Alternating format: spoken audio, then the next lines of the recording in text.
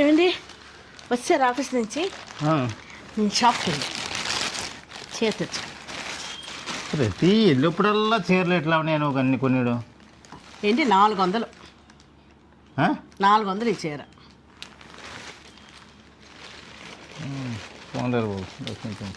ఏంటి 5000? ఎందుకు? చీర 400, వర్క్ జాకెట్ 4600, 5000 ఇస్తే వర్క్ చేయించుకుంటాను. ఈ చీరలో జాకెట్ ఆర్యా వరకు మనకి ఇంకా తక్కువ చేస్తున్నారు. 5000ది 4600 చేస్తామన్నారు. చీర 400, 5000. ఒక్క 10 నిమిషాలు లేదు ఆనందం నాకు.